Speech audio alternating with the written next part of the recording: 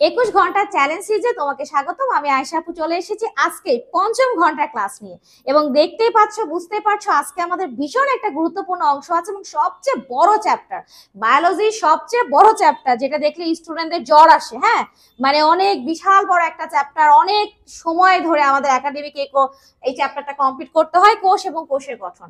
এবং এই চ্যাপ্টারটা থেকে আমি যখন তোমাদের জন্য 120টা প্রশ্ন সিলেক্ট করেছি এবং এখান থেকে কমন আসতে হবে এরকম একটা চিন্তা ভাবনা নিয়ে, তখন আমাকে একদম মারাত্মক চ্যালেঞ্জের সম্মুখীন হতে হয়েছে। এবং আমি মনে করি যে আমি আজকের ক্লাসে যে অংশগুলো তোমাদেরকে দিব ইনশাল্লাহ, এবং যে 120টা এমসিকিউ তোমাদেরকে গিফট করব, তার সাথে যে ছোট ছোট শর্ট কাট টেকনিক, তারপর তোমার হচ্ছে অতিরিক্ত কিছু টপিক যেগুলো তুমি পড়লে কমন পাবা ইনশাল্লাহ, আমি সবকিছু বলে দিব। মানে ভিডিওটার ফার্স্ট থেকে একদম লাস্ট পর্যন্ত প্রত্যেকটা জায়গাতেই তথ্যে ভরা। কারণ বুঝতেই পারছো, আমার এই চ্যাপ্টারটা বিশাল বড় একটা চ্যাপ্টার এবং এই চ্যাপ্টারটা আমাকে 1 ঘন্টায় শেষ করতে হবে। তার মানে আমার কিন্তু এই 1 ঘন্টার মধ্যে আমাকে সব তথ্যগুলো তোমাদেরকে জানাতে হবে এবং খুব সুন্দর করে জানাতে হবে। তো এই চ্যাপ্টার নিয়ে যাদের খুবই সমস্যা, বিশেষ করে লাস্টের দিকের অংশগুলো, replication, transcription, translation, genetic code, হ্যাঁ, এই অংশগুলো নিয়ে বিশেষ করে যাদের সমস্যা আছে, আমার বিশ্বাস আজকের এই ক্লাসটা করার পর তোমাদের এই সমস্যাটা থাকবে না। এবং প্লিজ অবশ্যই তোমরা ক্লাসটা অবশ্যই দেখবা, এবং ক্লাসটা টেনে টেনে দেখো না, কারণ ক্লাসটা তুমি টেনে টেনে দেখলে বুঝতে পারবা না। তুমি যদি এই প্রশ্নগুলো সলভ করো, এটা কিন্তু তোমার রিভিশন হয়ে যাচ্ছে। হ্যাঁ, তোমাদের হাতে আর সময় নাই, তোমাদের হাতে সময় কম, তাই তোমাদের প্রতিদিনই বায়োলজির 2 থেকে 3টা চ্যাপ্টার প্রতিদিন তোমাকে রিভিশন করতে হবে, এবং রিভিশনের জন্যই কিন্তু আমি ক্লাসগুলো নিয়ে আসছি। আজকে তোমরা আমার সাথে ক্লাসটা রিভিশন করবা। কোন ক্লাসটা? কোষ এবং কোষের গঠন। এবং আমি খুবই সুন্দর, মানে আমি কি করছি জানো, আমি অনেকগুলো রাইটারের বই থেকে তোমাদেরকে এই প্রশ্নগুলো সাজিয়েছি, কারণ একটা রাইটারের বই থেকে কিন্তু প্রশ্ন হয় না মেডিকেলে।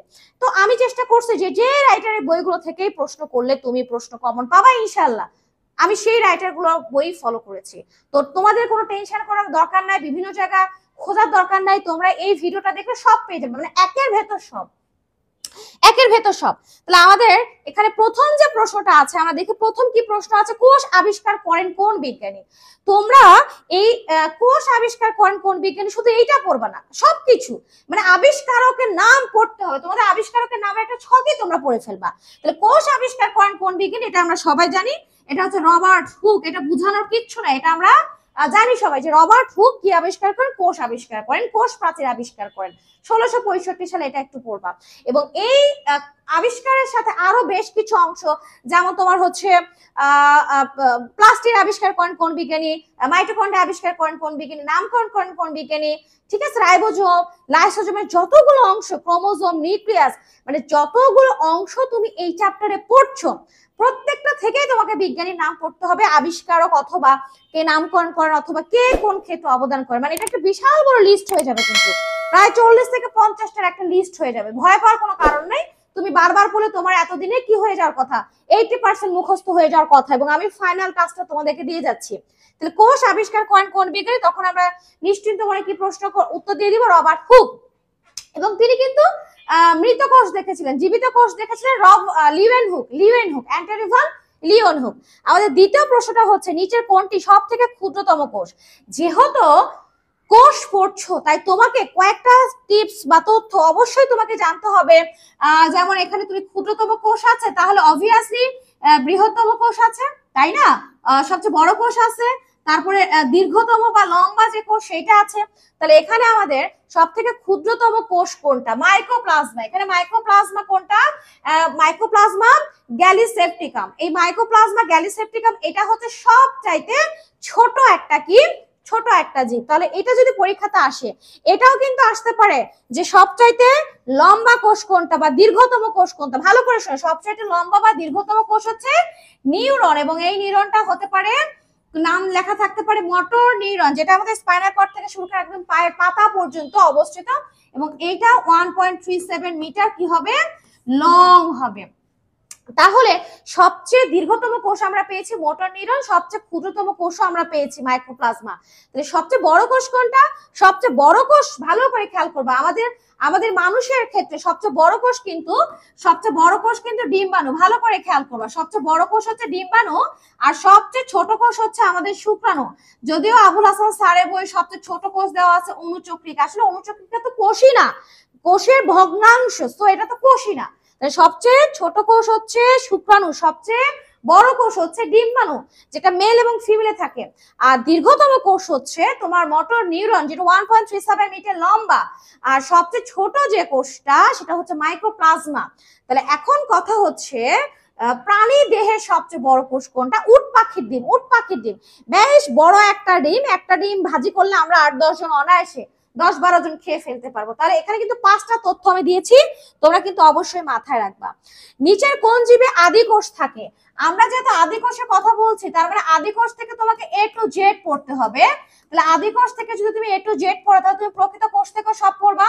তার মানে আমাকে এখন কি করতে হবে? আদি কোষ এবং প্রকৃত কোষ থেকে অনেকগুলো তথ্য আছে, সবগুলো তথ্য পড়তে হবে। আদি কোষ কেন বলছি, প্রকৃত কোষ কেন বলছি, আদি কোষে কারা আছে, প্রকৃত কোষে কারা আছে, আদি কোষে কিভাবে খাদ্য তৈরি হয় বা তৈরি করতে পারে কিনা, প্রকৃত কোষীরা কি করে, উদাহরণ সবকিছু পড়তে হবে। ব্যাকটেরিয়া, কারণ আমরা জানি যে মনেরা রাজ্যে সকল জীবই হচ্ছে তোমার আদি কোষ বহন করে, এবং এরা ভীষণ আণুবীক্ষণিক, সকল প্রকার ব্যাকটেরিয়া, সায়ানোব্যাকটেরিয়া এখানে আছে।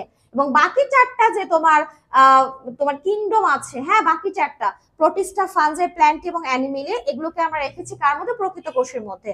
তাহলে আমি বারবার বলছি, নিচের কোনটা আদি কোষ, নিচের কোনটা প্রকৃত কোষ, হ্যাঁ কোনটি খাদ্য তৈরি করতে পারে, কোনটি খাদ্য তৈরি করতে পারে না, কোনটি অটোট্রফিক, কোনটা হেটেরোট্রফিক, সবকিছু সুন্দর করে পড়ে ফেলতে হবে। আদি কোষের নিউক্লিওয়েডে কোন ধরনের প্রোটিন থাকে? ভালো করে খেয়াল করবে। আদি কোষের নিউক্লিওয়েড হচ্ছে যে জায়গাতে ডিএনএ অবস্থান করবে,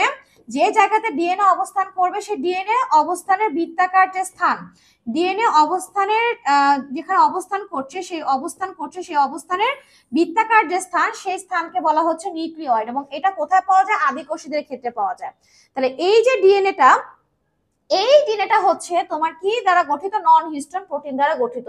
মানে এরা কখনো প্রকৃত ক্রোমোজোম গঠন করতে পারে না, তাই এখানে কোন প্রোটিন থাকে? নন হিস্টোন প্রোটিন। কোন প্রোটিন থাকবে? সবসময় মাথা রাখবা, নন হিস্টোন। আর আমরা যারা প্রকৃত কোষী, তাদের ক্ষেত্রে যে ক্রোমোজোম থাকবে সেটা কি থাকবে? অবশ্যই হিস্টোন প্রোটিন থাকবে। আধুনিক কোষবিদ্যার জনককে? যদি কোষবিদ্যার জনক আসে, তাহলে আগে আমরা ফার্স্টে পড়বো রবার্ট হুক। কিন্তু কোষ আবিষ্কার করেন, কোষ প্রাচীর আবিষ্কার করেন, কোষবিদ্যার জনক। কিন্তু যদি আধুনিক কোষবিদ্যার জনক আসেন, তাহলে আমরা কি নাম দিব? সোয়ানসন। আমরা কি নাম দিব? সোয়ানসন। তাহলে আধুনিক কোষবিদ্যার জনক হচ্ছে বিজ্ঞানী সোয়ানসন। জাইগোট ও ভ্রূণের প্রাথমিক কোষগুলোকে বলা হয়, তাহলে কি বলা হয়? জাইগোট এবং ভ্রূণ। আমরা যখন মায়ের পেটের ভিতরে ছিলাম, জাইগোট এবং ভ্রূণে ছিলাম আর কি, তখন আমাদের কোন কোষগুলো ছিল, যে কোষগুলো এত দ্রুত বর্ধনশীল ছিল এবং দ্রুত বর্ধনের ফলে আমাদের দেহ গঠিত হয়েছে, সেই কোষটাকে বলা হচ্ছে আসলে স্টেম সেল বা স্টেম সেল। এই যে স্টেম সেল, এই সেলগুলো যে কোনো সেলে রূপান্তরিত হওয়ার ক্ষমতা রাখে। তো এখন কথা হচ্ছে, যে অংশে আমাদের দেহের এই স্টেম সেলের পরিমাণ বেশি, সেই অংশের রিকভারি ক্ষমতা কিন্তু দারুণ। যেমন আমাদের বন ম্যারো, হ্যাঁ আমাদের ত্বক এখানে তোমার স্টেম সেল থাকে। আমাদের যে বন ম্যারো আছে, হ্যাঁ বন ম্যারো, হাড়ের ভেতরে যে মজ্জা, বন ম্যারোতে আমাদের কি আছে? আমাদের স্টেম সেল আছে। এবং আমাদের লিভারে কি আছে? স্টেম সেল আছে। যেমন ত্বক একদম ফেটে গেল, পুড়ে গেল, আবার কিন্তু রিকভারি হয়ে যাচ্ছে, তাই না? তারপর লিভারের একটা লিভারে 25% যদি থাকে, বাকি 70% যদি ফেলে দেওয়া হয়, তারপরে কিন্তু 25% থেকে আবার একদম নতুন ভাবে কি হয়ে যেতে পারে? 100% লিভার তৈরি হয়ে যেতে পারে। তার মানে এই কোষগুলোতে, এই অঙ্গগুলোতে অনেক বেশি স্টেম সেল আছে। তাহলে কোথায় একেবারে স্টেম সেল নেই? ব্রেইন। এই জন্য ব্রেনের কোষ নষ্ট হয়ে গেলে সেটা রিকভারি করার ক্ষমতাটা নেই। তাহলে পড়তে হবে যে কোন কোষগুলো তোমার রিকভারি করার ক্ষমতা আছে এবং কেন, সেখানে কি আছে? স্টেম সেল আছে। প্রথম প্রকৃতকোষী জীব হলো, প্রথম প্রকৃতকোষী জীব মানে প্রথম যে জীবটা ছিল, সেই জীবটা ছিল প্রকৃতকোষী। আগে তো ছিল আদিকোষী জীব, আদিকোষী থেকে আমাদের পৃথিবীর সৃষ্টি হয়েছে। তো মনে করো তো প্রকৃতকোষী প্রথম জীবটা আসলে কি ছিল? সেটা ছিল একটা শৈবাল। এবং এটা অনেক আগে, হ্যাঁ অনেক আগে শৈবাল। এই শৈবালটার নাম হচ্ছে বঙ্কিওমরফা। পুবেসেন্স, এই শৈবালটা, এটা হচ্ছে তোমার প্রথম প্রকৃতকোষী জীব, এবং এটা কিন্তু ফসিল হিসেবে পাওয়া গেছে, ঠিক আছে, ফসিল হিসেবে পাওয়া গেছে। ওকে, শিলা পাথরের সাথে লেগে থাকতে দেখা গেছে। তারপরে প্রশ্নটা আমরা কি দেখছি, আদিকোষের ক্ষেত্রে কোনটি সঠিক না? ওই যে আমরা বললাম না যে আদিকোষ এবং প্রকৃত কোষের বৈশিষ্ট্যগুলো তোমাকে সুন্দর করে পড়ে ফেলতে হবে, পার্থক্য, উদ্ভিদ কোষ প্রাণী কোষের মধ্যে পার্থক্য, দেহকোষ জনকোষের মধ্যে পার্থক্য, এগুলো সুন্দর করে পার্থক্য প্লাস বৈশিষ্ট্য পড়ে ফেলতে হবে। তাহলে আদিকোষের ক্ষেত্রে কোনটি সঠিক নয়? তাহলে এখানে আমাদের তিনটা সঠিক আছে। সঠিক তিনটা হচ্ছে, আদিকোষে অবাধ শ্বসন হয়, এটা সঠিক, নন হিস্টোন প্রোটিন থাকে, এটাও সঠিক, শ্বসন পদ্ধতিতে পুষ্টি ঘটে, এটাও সঠিক। তাহলে সঠিক নয় হচ্ছে সবাধ শ্বসন ঘটে, এটা প্রকৃত কোষে হয়, ঠিক আছে, তাহলে এটা বৈশিষ্ট্য নয়। প্রাণী কোষ, মানে প্রাণী কোষে কোন বৈশিষ্ট্যটা সঠিক? এখানে তিনটা বৈশিষ্ট্য আছে, যেটা সঠিক না, একটা সঠিক। তাহলে প্রাণী কোষে কোষ প্রাচীর থাকে না, তাহলে এটা অ্যান্সার হবে না। প্রাণী কোষে সেন্ট্রোজোম থাকে না, অবশ্যই থাকে, এটাও অ্যান্সার হবে না। সঞ্চিত খাদ্য স্বেচ্ছা না, সঞ্চিত খাদ্য হচ্ছে গ্লাইকোজেন। প্রাণী কোষে গহ্বর অনুপস্থিত, হ্যাঁ গহ্বর অনুপস্থিত, গহ্বর থাকে না, যদি থাকে সেটা আকারে খুবই ছোট ছোট, খুবই ছোট ছোট। আমরা জানি যে প্রাণী কোষের সঞ্চিত খাদ্য হচ্ছে গ্লাইকোজেন, ছত্রাকের সাথে মিল আছে বৈশিষ্ট্যের, ছত্রাকের সঞ্চিত খাদ্য, সায়ানোব্যাকটেরিয়ার সঞ্চিত খাদ্য কিন্তু গ্লাইকোজেন, এটা ইম্পর্টেন্ট। প্রাণী কোষে কোনো কোষ প্রাচীর থাকে না এবং প্রাণী কোষে সেন্ট্রোজোম থাকে। আমাদের 10টা প্রশ্ন সলভ হয়ে গেছে। আমরা 11তম প্রশ্নে কি দেখতে পাচ্ছি, উচ্চ শ্রেণীর জীবের দেহকোষে কি ধরনের ক্রোমোজোম থাকে? উচ্চ শ্রেণীর দেহকোষে, তাহলে উচ্চ শ্রেণীর জীবের দেহকোষে সর্বদাই যে ক্রোমোজোম থাকবে সেটা হচ্ছে ডিপ্লয়েড, এবং এটাকে কি দ্বারা প্রকাশ করব আমরা? 2n। আর যদি নিম্ন শ্রেণীর হয় তাহলে এক সেট ক্রোমোজোম থাকবে, এবং এটাকে কি দ্বারা প্রকাশ করব? n। তাহলে 2 সেট ক্রোমোজোম থাকলে সেটাকে আমরা বলছি 2n, আর যদি এক সেট ক্রোমোজোম থাকে তাহলে সেটাকে আমরা কি বলছি? n haploid. 2 সেট থাকলে ডিপ্লয়েড, আর এক সেট থাকলে আমরা কি বলবো? হ্যাপ্লয়েড। একটা আদর্শ কোষে প্রোটোপ্লাজমের অংশ নয়। প্রোটোপ্লাজমের আমরা জানি 3টা অংশ, প্রোটোপ্লাজম হচ্ছে সজীব অংশ, তাহলে এখানে প্রোটোপ্লাজমের অংশ নয়, আমাদের কোনো ভাবার দরকার নাই, কারণ কোষ প্রাচীর কখনোই প্রোটোপ্লাজমের অংশ নয়। কোষ ঝিল্লি, সাইটোপ্লাজম, নিউক্লিয়াস সবকিছুই কিন্তু প্রোটোপ্লাজমের অংশ। প্রোটোপ্লাজম, এই প্রোটোপ্লাজম থেকে তোমাকে একেবারে ডিটেইল পড়তে হবে, প্রোটোপ্লাজম থেকে একেবারে তোমাকে ডিটেইল পড়তে হবে। যেমন প্রোটোপ্লাজম নামকরণ করেছেন কোন বিজ্ঞানী? পার্কিনসে। প্রোটোপ্লাজমকে জীবনের ভৌত ভিত্তি বলেছেন কোন বিজ্ঞানী? বিজ্ঞানী হ্যাক্সলি। প্রোটোপ্লাজমে কত পার্সেন্ট পানি? 70 থেকে 90% পানি। হ্যাঁ, পানিকে ফ্লুইড অফ লাইফ বলা হয়। এই জিনিসগুলো তোমাকে তছনছ করে ফেলতে হবে, খুব সুন্দর করে পড়তে হবে, ডিটেইলটা পড়তে হবে। মাইটোসিস কোষ বিভাজনে কোন পর্যায়ে কোষ প্রাচীরের মধ্য পর্দা তৈরি হয়? কোষ প্রাচীরের মধ্য পর্দা 2টা কোষের মাঝখানে থাকে, এই মধ্য পর্দাটা তৈরি হয় কোন পর্যায়ে? টেলোফেজ। ভালো করে খেয়াল করবা। এবং এই টেলোফেজ পর্যায়ে যে মধ্য পর্দাটা তৈরি হচ্ছে, এই মধ্য পর্দাতে প্রচুর পরিমাণে পেকটিন থাকে বা পেকটিক অ্যাসিড, এবং সাইটোপ্লাজম থেকে ফ্র্যাগমোপ্লাস্ট আছে, গলগি বডি থেকে ভেসিকল আসে, ফিউজড হয়ে তোমার এই স্তরটা তৈরি করে মধ্য পর্দা, যা 2টা কোষের মাঝখানের পর্দা, এবং এটা গলে গেলে 2টা কোষ পরস্পর থেকে কি হয়ে যায়? পৃথক হয়ে যায়। এবং মধ্য পর্দার উভয় পাশে কোষের ভেতর দিক থেকে প্রাথমিক প্রাচীর তৈরি হয় অধিক পরিমাণে সেলুলোজ, হেমিসেলুলোজ, গ্লাইকোপ্রোটিন দিয়ে, এবং তারপরে তোমার কি তৈরি হয়? আরো ভেতর থেকে কি তৈরি হয়? কোন কোন ক্ষেত্রে সেকেন্ডারি প্রাচীর তৈরি হয়, যেখানে অনেক বেশি প্রয়োজনে সুবেরিন থাকতে পারে, লিগলিন থাকতে পারে, কার্টিন থাকতে পারে, ঠিক আছে। তাহলে ক্ষেত্র বিশেষে এগুলো পড়তে হবে। এবং এখানে কিন্তু আমরা কি দেখতে পাবো? এখানে আমরা কিন্তু পিঠ দেখতে পাবো। কি দেখতে পাবো? পিঠ দেখতে পাবো। এই যে এই অংশটা হচ্ছে পিঠ বা কূপ, এবং এই পিঠ এলাকাতে কিন্তু তোমার কি তৈরি হয়? একটা কোষের সাথে আরেকটা কোষের একটা নলাকার সংযোগ তৈরি হয়, যেটাকে বলা হয় প্লাজমা ডেসমাটা, যার মাধ্যমে এই প্লাজমা ডেসমাটার মাধ্যমে এক কোষ থেকে প্রয়োজনীয় পানি আরেকটা কোষে স্থানান্তরিত হয়, খনিজ লবণ স্থানান্তরিত হয়। এবং এই প্লাজমা ডেসমাটা তৈরি হবে সবসময় পিঠ এলাকায়। কোন এলাকায়? পিঠ এলাকায়। এবং যে এলাকায় পিঠ থাকবে সেটাকে আমরা নগ্ন অবস্থায় দেখতে পাবো মধ্য পর্দা, সেটাকে আমরা কি বলবো? পিঠ মেমব্রেন। তাহলে কোষ প্রাচীর সম্পর্কে কিন্তু যাবতীয় তথ্য পড়ে ফেলতে হবে। কোষ প্রাচীর শুধুমাত্র কোথায় পাওয়া যায়? উদ্ভিদ কোষে, এটা আগে মনে করা হতো, এবং বলা হতো কোষ প্রাচীর হচ্ছে অনন্য বৈশিষ্ট্য, কিন্তু না, পরে দেখা গেল কোষ প্রাচীর কিন্তু উদ্ভিদ কোষে পাওয়া যায়, যেমন তেমন উদ্ভিদ কোষের সাথে তোমার ছত্রাকে পাওয়া যায় কোষ প্রাচীর, ছত্রাকে পাওয়া যায় শুধু তা না, এটা হচ্ছে ব্যাকটেরিয়াতে পাওয়া যায়। হ্যাঁ, এই জন্য কোষ প্রাচীরকে কি বলা হয়? অন্যতম বৈশিষ্ট্য বলা হয়। এবং কোষ প্রাচীরের প্রধান উপাদান হচ্ছে সেলুলোজ। কি? সেলুলোজ। নিচের কোনটি কোষ প্রাচীর গঠনে ক্রস লিঙ্ক হিসেবে কাজ করে? এটা আমরা জানি, সেটা হচ্ছে জাইলোগ্লুকান। এটা কোষ প্রাচীর গঠনে কি হিসেবে কাজ করবে? ক্রস লিঙ্ক হিসেবে কাজ করবে। মাইসেলি কতটি সেলুলোজ চেইন নিয়ে গঠিত? এখানে আমাদের আরো 5টা প্রশ্ন পড়তে হবে। সেটা হচ্ছে অসংখ্য বিটা ডি গ্লুকোজ, অসংখ্য বিটা ডি গ্লুকোজ কোষ প্রাচীর যদি তুমি অ্যানালাইসিস করো তাহলে সূক্ষ্ম গঠনে দেখতে পাবো অসংখ্য বিটা ডি গ্লুকোজ একসাথে যুক্ত হয়ে তোমার তৈরি করবে কি? সেলুলোজ। এবং এই সেলুলোজের সংখ্যা যখন তোমার 1000 থেকে কতটা হবে? ভালো করে শুনবা, 3000-এর মতন হবে, তখন এটা তৈরি করবে কি? Cellulose chain. এবং এই চেইনের সংখ্যা যখন 100টা হবে তখন এটা গঠন করবে মাইসেলি, ক্রিস্টালাইন মাইসেলি, ক্রিস্টালাইন মাইসেলি, ক্রিস্টালাইন মাইসেলি। ভালো করে খেয়াল করবা, এরকম মাইসেলির সংখ্যা যখন, এই মাইসেলিকে বলা হয় কোষ প্রাচীরের ক্ষুদ্রতম গাঠনিক উপাদান। মাইসেলির সংখ্যা যখন 20টা হবে তখন এটা গঠন করবে মাইক্রোফাইব্রিল। মাইক্রো মানে ক্ষুদ্র, ফাইবার মাইক্রোফাইব্রিল তৈরি করবে, মাইক্রোফাইব্রিল। এবং মাইক্রোফাইব্রিলের সংখ্যা যখন 250 হবে তখন এটা গঠন করবে কি? ম্যাক্রোফাইব্রিল, ম্যাক্রোফাইব্রিল। তাহলে ভালো করে শুনবা, তাহলে এখানে আমরা বেশ কয়েকটা তথ্য পেলাম। যদি আসে সেলুলোজে কি থাকে? অসংখ্য বিটা ডি গ্লুকোজ, এটা 3 নাম্বার চ্যাপ্টারে আবার পড়বো। সেলুলোজ চেইনে কতটি সেলুলোজ থাকে? 1000 থেকে প্রায় 3000, এটা ভ্যারি করে, কোনো কোনো বইয়ে 1000 থেকে 5000 থাকে। কতটি সেলুলোজ চেইন হলে আমাদের মাইসেলি গঠিত হবে? তাহলে তোমার 100টি। তাহলে মাইসেলি কতটি সেলুলোজ চেইন নিয়ে গঠিত? তাহলে অ্যান্সার হচ্ছে 100টি। মাইসেলির সংখ্যা 20টা হলে কি তৈরি করবে? মাইক্রোফাইব্রিল। তাহলে মাইক্রোফাইব্রিলে কতটি মাইসেলি থাকে? 20টা। মাইক্রোফাইব্রিলের সংখ্যা যদি 250টা হয় তাহলে কি তৈরি করবে? ম্যাক্রোফাইব্রিল। তাহলে কতটি মাইক্রোফাইব্রিল নিয়ে ম্যাক্রোফাইব্রিল গঠিত হয়? তখন আমরা কি বলবো? 250। মাইক্রো ছোট আর ম্যাক্রোটা হচ্ছে কি?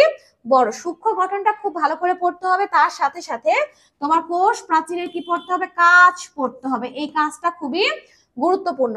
তাহলে উদ্ভিদ কোষের অন্যতম বৈশিষ্ট্য কোনটা? এটা খুবই ভালো ইম্পর্টেন্ট একটা প্রশ্ন, সেটা হচ্ছে কোষ প্রাচীর। তাহলে কোষ প্রাচীরকে উদ্ভিদ কোষের কি বলা হয়? অন্যতম বৈশিষ্ট্য বলা হয়। কি বলা হয়? অন্যতম বৈশিষ্ট্য। এবং এটা কিন্তু নির্জীব, এটা সজীব না।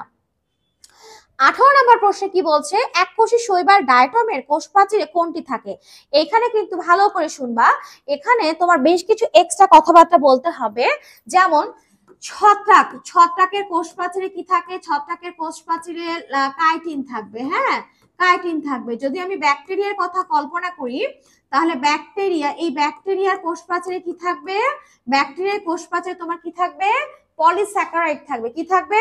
লিপিড এবং পলিস্যাকারাইড। কি থাকবে? লিপিড এবং পলিস্যাকারাইড। এই কথাবার্তাগুলো কিন্তু পড়তে হবে, লিপিড এবং পলিস্যাকারাইড। তাহলে এককোষী ডায়টমের কোষ প্রাচীরে কোনটি থাকবে? সিলিসিক অ্যাসিড থাকবে। কি থাকবে? Silicic acid. কি থাকবে? Silicic acid. এটা খুব ভালো করে কোষ প্রাচীর থেকে পড়ে ফেলবা।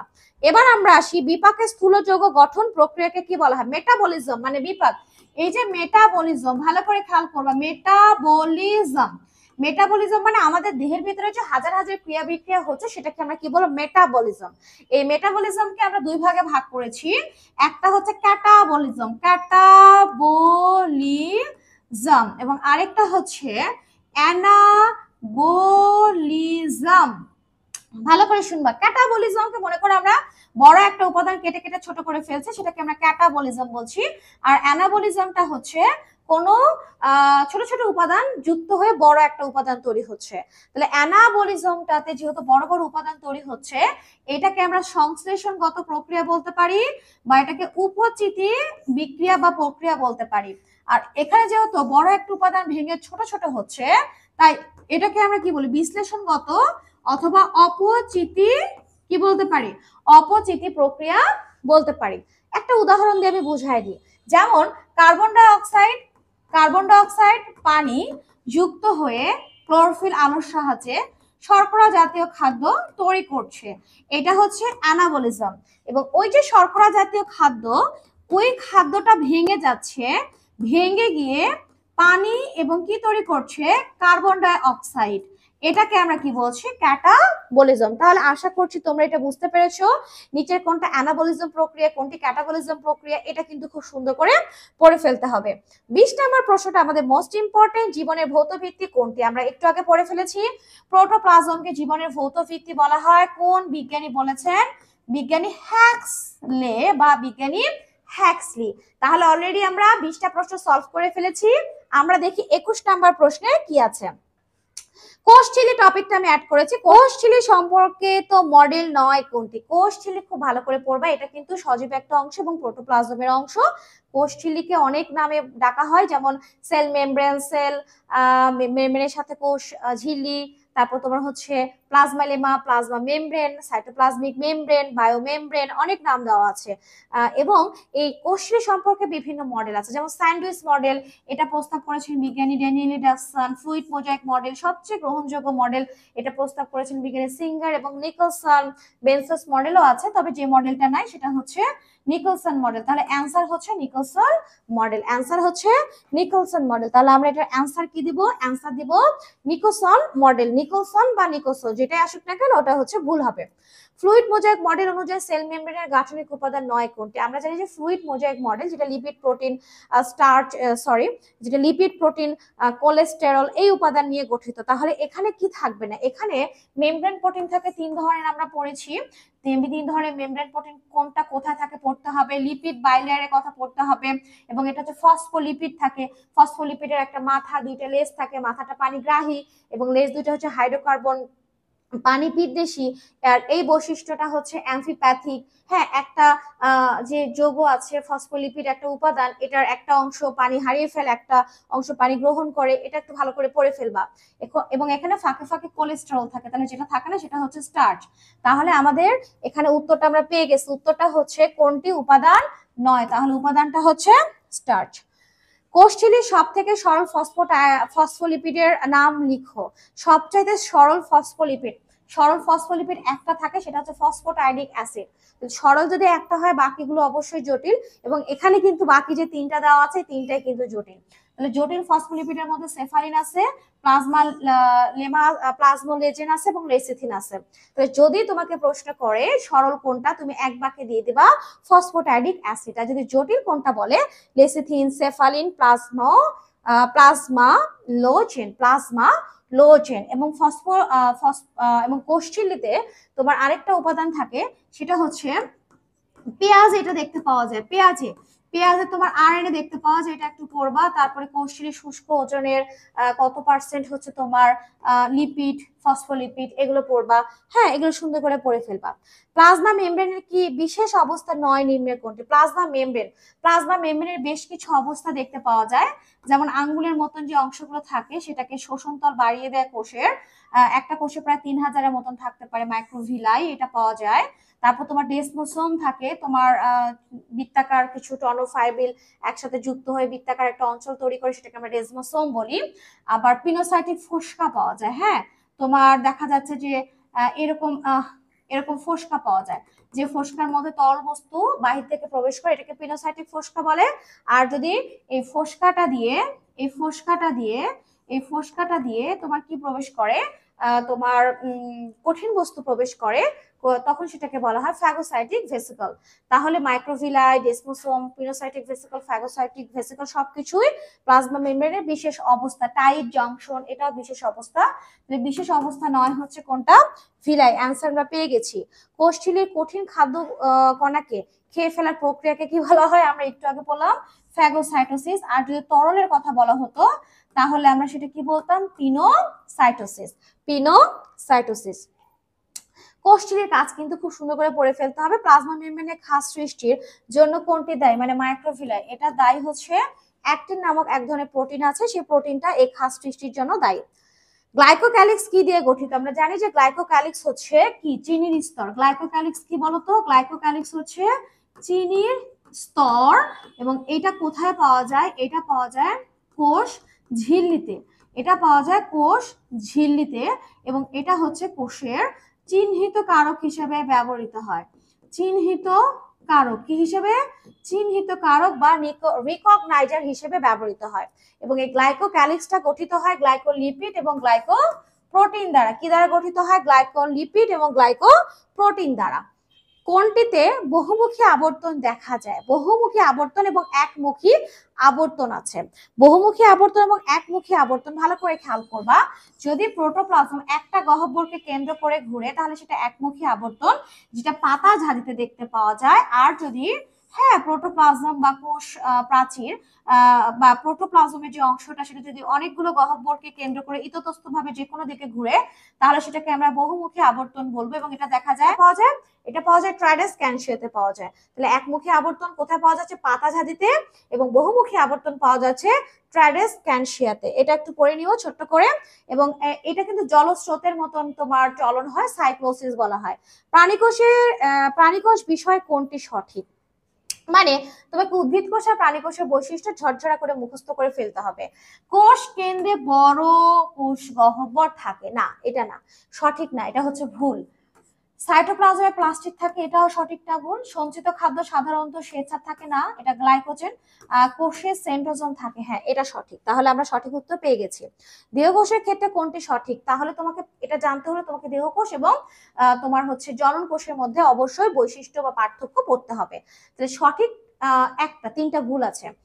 দেহকোষে মিওসিস পদ্ধতিতে কোষ বৃদ্ধি হয় না। মিউটেশনের মাধ্যমে সন্তানের সঞ্চারিত হয় না। হ্যাপ্লয়েড সংখ্যকে ক্রোমোজোম থাকে না। দেহের বিভিন্ন কোষে বিভাজিত হয়, ঠিক আছে, এটা অ্যান্সার। তাহলে আমাদের অ্যান্সার হচ্ছে দেহের বিভিন্ন কোষে বিভাজিত হতে পারে এবং দেহের বিভিন্ন অংশ তৈরি করে। আমরা 31 নম্বর প্রশ্নে কি দেখতে পাচ্ছি? নিচের কোন উক্তিটি ইউক্যারিওটিক বা শুক্রেন্দ্রিক কোষে নিউক্লিয়াসের বেলায় প্রযোজ্য নয়? মানে এখানে একটা উত্তর আছে, বাকি তিনটা মানে এখানে তিনটা সঠিক কথা বলেছে, একটা ভুল, প্রযোজ্য নয়। তাহলে ভুলটাকে আমাদের খুঁজে বের করতে হবে। কোষের সকল প্রকার কার্য নিয়ন্ত্রণ করে, এটা প্রযোজ্য। ইহা কোষস্থ সাইটোপ্লাজমের একটা বিশেষ অংশ নয়, এটা কোনোভাবে প্রযোজ্য নয়। তাহলে আমরা অ্যান্সার পেয়ে গেছি, আমাদের আর বাকি অংশ দেখার প্রয়োজনীয়তা নাই, কারণ আমরা অলরেডি পেয়ে গেছি। উদ্ভিদ কোষে নিম্নের কোনটি অনুপস্থিত? উদ্ভিদ কোষে আমরা জানি যে উদ্ভিদ কোষে লিপিড থাকে, প্রোটিন থাকে, কার্বোহাইড্রেট থাকে। তাহলে উত্তরটা হচ্ছে কাইটিন। তাহলে এই কাইটিনটা কোথায় পাওয়া যায়? কাইটিনটা পাওয়া যায় ছত্রাকে। কাইটিনটা পাওয়া যায় ছত্রাকের কোষ প্রাচীরে, যার কারণে ছত্রাকের কোষ প্রাচীরটা তোমার উদ্ভিদ কোষের কোষ প্রাচীরের চাইতে অনেক বেশি পুরু হয়। সাইটোপ্লাজমের ম্যাট্রিক্সের অপর নাম কি? এটা খুবই গুরুত্বপূর্ণ একটা প্রশ্ন, সেটা হচ্ছে হায়ালোপ্লাজম। হায়ালোপ্লাজম অথবা এটার আরো একটা নাম আছে, সেটা হচ্ছে সাইটোসল। সাইটোসল অথবা সাইটোপ্লাজমিক ম্যাট্রিক্স অথবা সাইটোপ্লাজমিক ম্যাট্রিক্স। আমরা চলে আসছি অঙ্গাণুতে।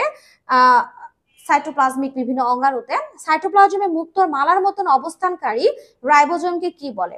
যেমন একটা কোষের মধ্যে রাইবোজোম একা একা থাকে এরকম আলাদাভাবে, কিন্তু প্রোটিন তৈরির সময় তারা কি করে? একটা সুন্দর শৃঙ্খলে যুক্ত হয়, হ্যাঁ এমআরএনএ এর সাথে যুক্ত হয় এবং প্রোটিন তৈরি করে। এটাকে আমরা পলিরাইবোজোম বা কি বলবো? পলিসোম বলবো।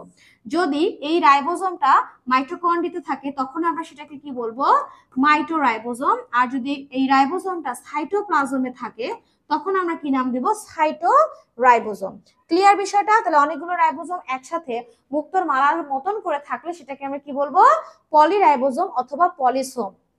এবং রাইবোজোম থেকে তোমাকে বেশ কিছু শব্দ পড়তে হবে, যে এটাকে আমরা সর্বজনীন অঙ্গাণু বলে থাকি, কারণ উদ্ভিদ কোষ বলো, প্রাণী কোষ বলো, হ্যাঁ আদি কোষ বলো, প্রকৃত কোষ বলো, সব কোষেই কিন্তু এটা দেখতে পাওয়া যায় এবং বিভিন্ন কোষে এটা সংখ্যা বিভিন্ন, এটা মুখস্থ করতে হবে। তাহলে দেখো রাইবোজোম কত প্রকার? তোমার হচ্ছে 2 প্রকার, 70S 80S। 70S কোথায় পাওয়া যায়? ভালো করে খেয়াল করবা। 70S হচ্ছে আদি কোষী জীবে পাওয়া যায়, এটা পড়তে হবে। তারপর 80S এটা হচ্ছে প্রকৃত কোষী জীবে পাওয়া যায়। 80S টা হচ্ছে 60S এবং 40S। আর 70 যেটা সেটা হচ্ছে তোমার 50S এবং 30S। তাহলে এগুলো পড়তে হবে। হ্যাঁ, ইকোলাই এর শুষ্ক ওজনের কত ভাগ রাইবোজোম? এটা আমাদের মুখস্থ, এটা আমরা পড়ে ফেলবো। এটা হচ্ছে 22 প্রকার। রাইবোজোমের প্রধান উপাদান কিন্তু অবশ্যই আরআরএনএ এবং আরআরএনএ এর সাথে প্রোটিন কতটুকু থাকে? 1:1। যতটুকু পরিমাণে আরআরএনএ থাকে ঠিক ততটুকু পরিমাণে কিন্তু প্রোটিন থাকবে। আরএনপি কোথায় পাওয়া যায়? আরএনপি এটা আবার কিন্তু বিএনপি না, এটা আরএনপি নট বিএনপি। কেউ বিএনপি ভেবে অবশ্যই ভুল করবে না, তবে এখন বিএনপি কে সব জায়গাতে পাওয়া যাচ্ছে। তো আরএনপি কোথায় পাওয়া যায়? আরএনপি কোথায় পাওয়া যায় না, এটা কোথায় পাওয়া যায় না? পাওয়া যায় হচ্ছে মাইটোকন্ড্রিয়া, ক্লোরোপ্লাস্ট এবং নিউক্লিওপ্লাজমে আর এনপি পাওয়া যায়। তাহলে এই তিনটা জায়গায় পাওয়া যায়, তাহলে পাওয়া যায় না কোথায়? গলগি বডিতে। তাহলে অ্যান্সার আমাদের কোনটা? Golgi body. আর এনপি মানে হচ্ছে রাইবো নিউক্লিও পার্টিকেল, রাইবো নিউক্লিও পার্টিকেল। ছত্রাকে কোন ধরনের রাইবোসোম পাওয়া যায়? গবেষণা করে দেখা গেছে যে বর্তমানে ছত্রাকে পাওয়া যায় কোন ধরনের রাইবোজোম? 77S ribosome. এবং স্তন্যপায়ীদের মাইটোকন্ড্রিয়াতে 55S রাইবোজোম পাওয়া যায় বলে মনে করা হয়। এটা হচ্ছে স্তন্যপায়ীদের ক্ষেত্রে। স্তন্যপায়ীদের কোনটার ক্ষেত্রে? মাইটোকন্ড্রিয়ার ক্ষেত্রে। ঠিক আছে, এই দুটো তথ্য একটু পড়ে ফেলবা। 70S রাইবোজোম পাওয়া যায় তোমার আদি কোষে, 80S রাইবোজোম পাওয়া যায় প্রকৃত কোষে। এবার দেখো, আমিষ সংশ্লেষণ ও স্নেহ জাতীয় পদার্থের বিপাক সাধন করে।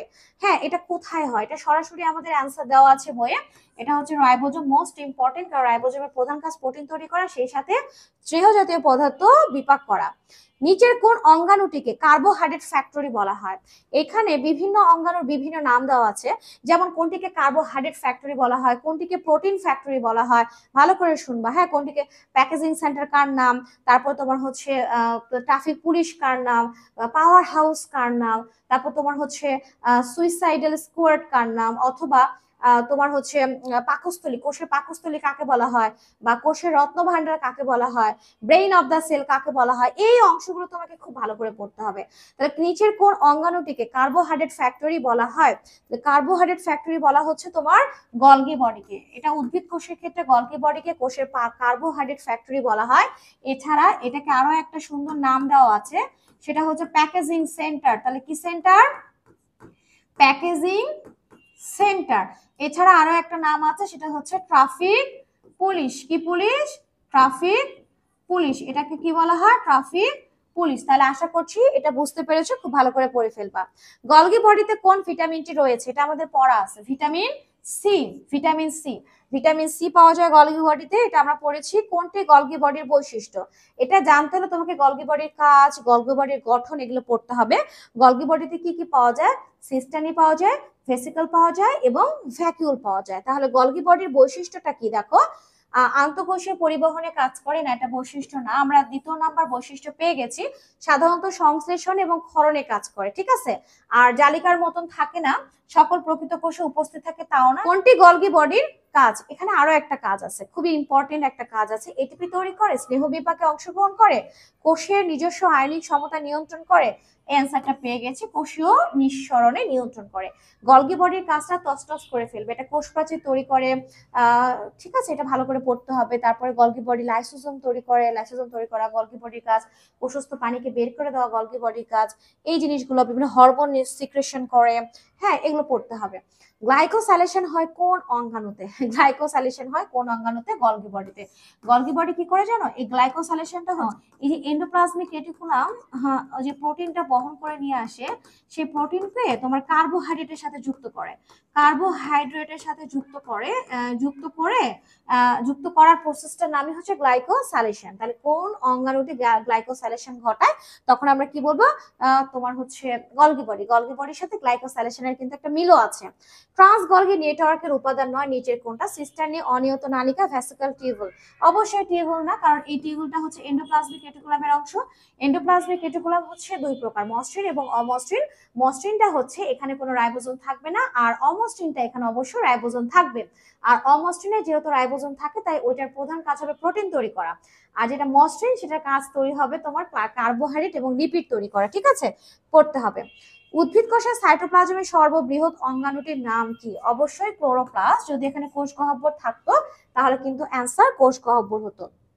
প্লাস্টিড বা বর্ণাধার নেই কোন উদ্ভিদে? অবশ্যই ছত্রাক, স্পাইরোগ্যারাতে আছে, সবুজ হয় মশে আছে, সবুজ হয় শৈবালে আছে, ছত্রাকে কিন্তু নেই। কোনটির জন্য কীটপতঙ্গ ফুল ফলের প্রতি আকৃষ্ট হয়? কোনটির জন্য কীটপতঙ্গ ফুল ফলের প্রতি আকৃষ্ট হয়? অবশ্যই আমরা জানি ক্রোমোপ্লাস্ট। ক্রোমোপ্লাস্টের জন্য কোনো কিছু রঙিন হয়, আর শুধুমাত্র কীটপতঙ্গই ফুল ফলের প্রতি আকৃষ্ট হয় না, আমরাও আকৃষ্ট হই। ঠিক আছে, তবে ফুল ফলের প্রতি তারা আকৃষ্ট হয় কারণ ফুলের দিকে আকৃষ্ট হয়ে ধাবিত হয়ে মধু সংগ্রহ করে, আর ফল থেকে তারা পুষ্টি শোষণ করে। এই তো, তাহলে আমাদের আশা করছি এই অ্যান্সারটা হয়ে গেছে। লিউকোপ্লাস্টটা খাদ্য সঞ্চয় করে, ক্লোরোপ্লাস্টটা হচ্ছে খাদ্য তৈরি করে, এবং ক্রোমোপ্লাস্টটা ফুল ফলকে আকর্ষণীয় রঙিন করে, পতঙ্গকে আকৃষ্ট করে, পরাগায়নে সাহায্য করে। পরের প্রশ্নটা এখানে কি বলছে, ফুলের পাপড়ি এবং ফল ত্বকে কোন রঞ্জক থাকে, যার কারণে ফুলের পাপড়ি এবং ফলের ত্বক বেশ সুন্দর কালারফুল হয়। এটার অ্যান্সারটা হচ্ছে দুইটা হবে, অ্যান্থোসায়ানিন এবং একটা হচ্ছে বিটা সায়ানিন। অ্যান্থোসায়ানিন এবং কি হবে, বিটা সায়ানিন। কোষরসে পিএইচ অ্যাসিডিক হলে ফুলের বর্ণ কেমন হবে? দেখো পিএইচ, এই যে পিএইচ, এই পিএইচ যদি অ্যাসিডিক হয় তাহলে এক ধরনের বর্ণ হবে, পিএইচ যদি নিউট্রাল হয় তাহলে আরেক ধরনের বর্ণ হবে, পিএইচ যদি বেসিক হয় তাহলে আরেক ধরনের বর্ণ হবে। পিএইচ যদি অ্যাসিডিক হয় তার মানে পিএইচ এর পরিমাণ কমে গেছে, অ্যাসিড, অ্যাসিড হচ্ছে এটা হলে লাল হবে। আর পিএইচ এর পরিমাণটা যদি তোমার ক্ষারীয় হয়, ক্ষারীয় হলে সেটা কি হয়ে যাবে, নীল হয়ে যাবে। আর যদি নিউট্রাল হয় তাহলে সেটা কি হয়ে যাবে, বেগুনি হয়ে যাবে। কি হয়ে যাবে, বেগুনি হয়ে যাবে বা কালচে হয়ে যাবে, এটা পড়ে ফেলবা। গোলাকার ক্লোরোপ্লাস্ট পাওয়া যায় কোথায়? গোলাকার ক্লোরোপ্লাস্ট কোথায় পাওয়া যায়? সবচেয়ে বেশি এবং বৈচিত্র্যময় ক্লোরোপ্লাস্ট পাওয়া যায় কোথায় বলো তো? শৈবালে। তোমাকে কয়েকটা নাম সুন্দর করে মুখস্থ করতে হবে। আমরা জানি যে গোলাকার ক্লোরোপ্লাস্ট পাওয়া যায় পিটোফোরাতে, পিথোফোরাতে। এছাড়া ক্লামাইডোমোনাসের শৈবালের আকৃতি কেমন, ইলোচিক্সের শৈবালের আকৃতি কেমন, জিগনিমাতের শৈবালের আকৃতি কেমন, হ্যাঁ এগুলো পড়তে হবে। বা নিচের কোনটাতে তারকার মতন দেখতে পাওয়া যায়, কোনটিতে জালের মতন দেখতে পাওয়া যায়, কোনটিতে আংটি বা ফিতার মতন দেখতে পাওয়া যায়, এগুলো সুন্দর করে পড়ে ফেলতে হবে। তাহলে এটা থেকে তুমি যে কোনো প্রশ্ন আসলে ইনশাল্লাহ কমন পাবে। এখন আমরা যে প্রশ্নটা পড়বো সেটা হচ্ছে থাইলাকয়েড থাকে কোথায়?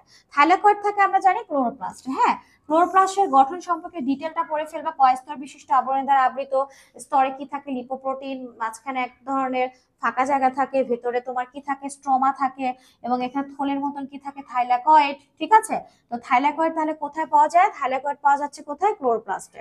এবং এই থাইলাকয়েডের তোমার হচ্ছে স্তূপের মতন যদি একটার উপর আরেকটা থাইলাকয়েড যুক্ত হয় সেটাকে আমরা কি বলবো, গ্র্যানাম বলবো।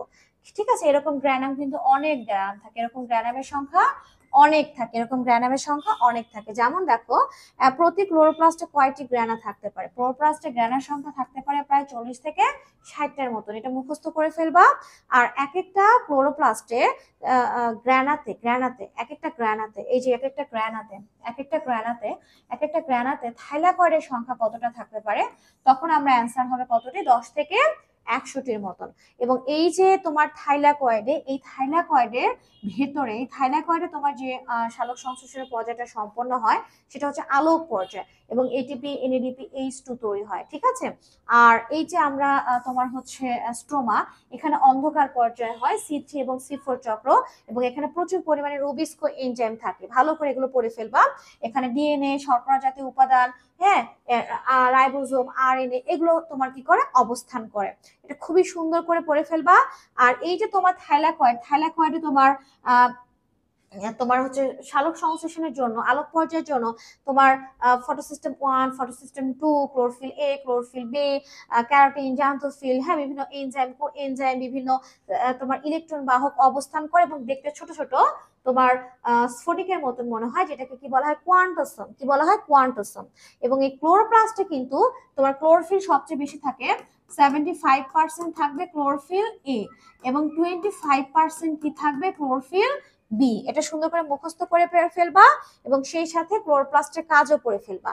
ক্লোরোপ্লাস্টের আবরণী ঝিল্লি নিচের কোনটি দ্বারা গঠিত? এখানে বিশেষ এক ধরনের উপাদান থাকে, সেটা হচ্ছে গ্লাইকোসিল গ্লিসারাইড। এটা হচ্ছে এক ধরনের গ্লাইকোলিপিড, এটি এক ধরনের গ্লাইকোলিপিড, এটা এখানে অবস্থান করবে, গ্লাইকোলিপিড। তাহলে ক্লোরোপ্লাস্টে বিশেষভাবে কি থাকে, কোন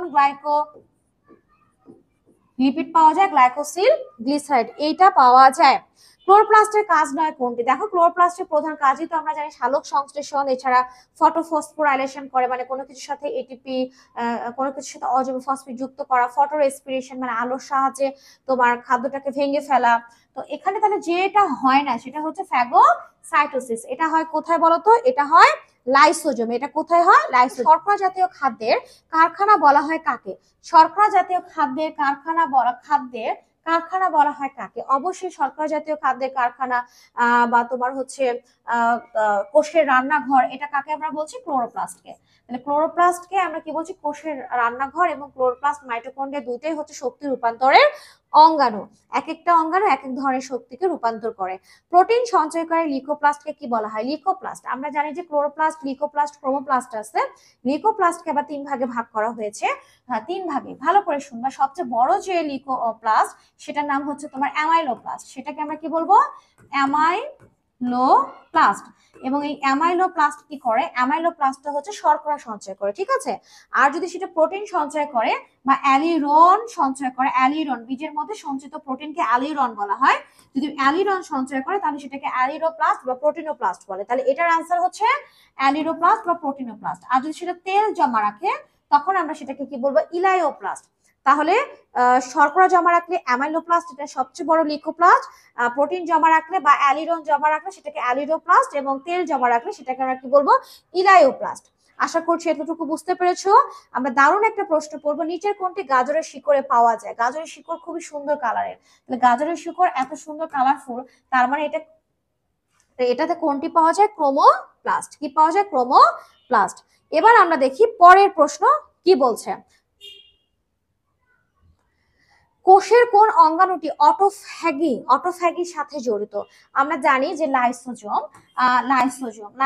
দেখো এখানে অটোফ্যাগি ছাড়া আরো বেশ কিছু শব্দ তোমাদের পড়তে হবে। সেটা হচ্ছে অটোলাইসিস, তোমরা হয়তো বা ইতিমধ্যে এগুলো জানো, এটা শব্দগুলো ব্যাখ্যা। তারপর ফ্যাগোসাইটোসিস, হ্যাঁ ফ্যাগোসাইটোসিস। তারপর তোমার হচ্ছে কোষের বিগলন, হ্যাঁ কোষের বিগলন ঘটায় কোনটি? তারপরে তোমার হচ্ছে রূপান্তর। তারপর আরো একটা গুরুত্বপূর্ণ কাজ আছে, সেটা হচ্ছে স্পার্মে, হ্যাঁ স্পার্মটা গুরুত্বপূর্ণ কাজ করে। সেটা হচ্ছে শুক্রাণু থেকে হায়ালিউরোনিডেস এনজাইম ক্ষরণ করে, যা ডিম্বাণুর প্রাচীরটাকে গলিয়ে ডিম্বাণুর ভেতর শুক্রাণুটাকে প্রবেশ করতে কি করে? সাহায্য করে। তাহলে এই শব্দগুলো তোমার যখন থাকবে তখন তুমি কি বুঝবা? লাইসোজোম। বহিরাগত জীবাণুকে ধ্বংস করে লাইসোজোম, নিজের কোষকে যখন খেয়ে ফেলে সম্পূর্ণ কোষকে, সেটাকে বলছে আমরা অটোলাইসিস। কোনো কোষের কোন অঙ্গ যখন ত্রুটিপূর্ণ সেটাকে ধ্বংস করে ফেলছে যখন, সেটাকে আমরা কি বলছি? অটোফ্যাগি। তাহলে এই কথাগুলো খুবই ভালো করে পড়ে ফেলবা। এবং এই লাইসোজোমকে কোষের পাকস্থলীও বলা হয়। যেমন পাকস্থলী জীবাণুকে ধ্বংস করে, লাইসোজোমও তেমন জীবাণুকে ধ্বংস করে। লাইসোজোম সবচেয়ে বেশি পাওয়া যায় কোথায়? ডাব্লিউবিসি তে। কোথাও পাওয়া যায় না? আরবিসি তে। এগুলো সুন্দর করে পড়ে ফেলবা। নিচের কোনটিতে লাইসোজোম থাকে না? লাইসোজোম থাকে না, সবগুলিতে লাইসোজোম থাকে না। লাইসোজোমের আবরণী ঝিল্লি কি দ্বারা গঠিত? আবরণী ঝিল্লিটা হচ্ছে লিপিড এবং প্রোটিন দ্বারা গঠিত, যেটাকে আমরা লিপোপ্রোটিন বলবো। নিচের কোনটি লাইসোজোম স্ট্যাবিলাইজার? লাইসোজোমের প্রাচীরে দুই ধরনের উপাদান যুক্ত হয়। এই প্রাচীরে দুই ধরনের উপাদান যুক্ত হয়। এক ধরনের উপাদান যুক্ত হয় যেটা প্রাচীরের স্ট্যাবিলিটি প্রদান করে এবং শক্ততা, দৃঢ়তা প্রদান করে, সেগুলোকে বলা হচ্ছে স্ট্যাবিলাইজার। এবং এগুলোর মধ্যে কোলেস্টেরল, তারপরে হেপারিন, কর্টিসন এগুলো রয়েছে, ঠিক আছে? আর কিছু কিছু উপাদান আছে যেগুলো এর প্রাচীরে যুক্ত হয়ে প্রাচীরটাকে ছিদ্র করে ফেলে, হ্যাঁ এটাকে আমরা কি বলছি? তোমার ল্যাবিলাইজার। এবং ল্যাবিলাইজারের মধ্যে কি আছে জানো? ল্যাবিলাইজারের মধ্যে কিন্তু টেস্টোস্টেরন আছে আর প্রোজেস্টেরন আছে। তাহলে স্ট্যাবিলাইজারের মধ্যে আছে তোমার কোলেস্টেরল, হেপারিন এবং কর্টিসন। আর ল্যাবিলাইজারের মধ্যে কি আছে? প্রোজেস্টেরন এবং টেস্টোস্টেরন। খুব ভালো করে পড়ে ফেলো। লাইসোজোমের কাজ, এখানে বেশ কিছু কাজ আছে, কিন্তু আমরা দেখি তো কোন কাজ। এইটা যখন আসবে প্রশ্ন চোখের সামনে, তোমাকে কিন্তু একটু ভাবতে হবে, অ্যানালাইটিক প্রশ্ন যেহেতু। তাহলে লাইসোজোমের কাজ কোনটি? কোষ বিভাজনের সময় মেরু নির্দেশ করা, কোষরস ধারণ করা, প্রোটিন সংশ্লেষণ, নাকি আক্রমণকারী জীবাণু ভক্ষণ? অবভিয়াসলি আক্রমণকারী জীবাণুকে ভক্ষণ করাকে আমরা কি বলছি? লাইসোজোমের কাজ। উদ্ভিদ কোষে লাইসোজোমকে আমরা কি বলবো? উদ্ভিদ কোষে লাইসোজোমকে আমরা কি বলবো? স্ফেরোসোম। এবং তখন অলিওসোম বলবো যখন তারা তেল স্টোর করে রাখবে। অয়েল বা তেল যখন স্টোর করবে স্ফেরোসোম, তখন আমরা সেটাকে কি বলবো? অলিওসোম। আর আমরা জানি যে ডিকটাওসোম, এটা হচ্ছে গলগি বডির অপর নাম। গলগি বডির নামগুলোর মধ্যে তোমার গলগি অ্যাপারেটাস আছে, গলগি কমপ্লেক্স আছে, তারপর তোমার হচ্ছে ডিকটাওসোম, লাইপোকন্ড্রিয়া বা লিপোকন্ড্রিয়া, ইডিওসোম, এগুলো পড়তে হবে। ট্রাফিক পুলিশ বলা হয়, উদ্ভিদ কোষের ক্ষেত্রে কার্বোহাইড্রেট ফ্যাক্টরি বলা হয়, প্যাকেজিং সেন্টার বলা হয়। গলগি বডি থেকে কিন্তু এই জিনিসগুলো ভালো করে পড়তে হবে। কে আবিষ্কার করেছেন ক্যামিলো গলগি, কোথায় থেকে, প্যাচা বিড়ালের স্নায়ুকোষ থেকে, সবগুলো খুব ভালো করে পড়তে হবে। নিচের কোনটা লাইসোজোমের বৈশিষ্ট্য? প্রোটিন সংশ্লেষণ প্রধান কাজ না, বিভিন্ন ধরনের এনজাইম থাকে, রাইট এটাই কাজ। বিভিন্ন ধরনের এনজাইম থাকে এবং এই এনজাইমগুলো বিভিন্ন ধ্বংসাত্মক কাজ করে। আমাদের কোষের বিভিন্ন অঙ্গাণুর মধ্যে লাইসোজোমই হচ্ছে সেই অঙ্গাণু যার মধ্যে বিভিন্ন ধ্বংসাত্মক এনজাইমগুলো প্যাকেট করা থাকে, এবং এই এনজাইমগুলো বিভিন্ন জীবাণুকে, হ্যাঁ, বিভিন্ন অংশকে ধ্বংস করার জন্য ব্যবহৃত হয়ে থাকে, যেটা ধ্বংসাত্মক এনজাইম বহন করে। 66 নাম্বার প্রশ্নে কি বলছে, কোন ধরনের আরএনএ রাইবোজোমের প্রধান গাঠনিক উপাদান হিসেবে কাজ করবে? অবভিয়াসলি এটা হচ্ছে আরআরএনএ। শোনো, এখানে আরএনএ এর কিন্তু গঠন করতে হবে, সেটা হচ্ছে আরএনএ এক সূত্র, এবং আরএনএ তে কি থাকবে, নাইট্রোজেন ঘটিত ক্ষারক থাকবে, ক্ষারকগুলোর মধ্যে কি আছে, অ্যাডেনিন থাকবে, থাইমিনের পরিবর্তে ইউরাসিন, সাইটোসিন, এবং কি থাকবে, গুয়ানিন, এবং এখানে সুগার কি থাকবে, রাইবোজ সুগার। খুব ভালো করে খেয়াল করবে, রাইবোজ সুগার থাকবে।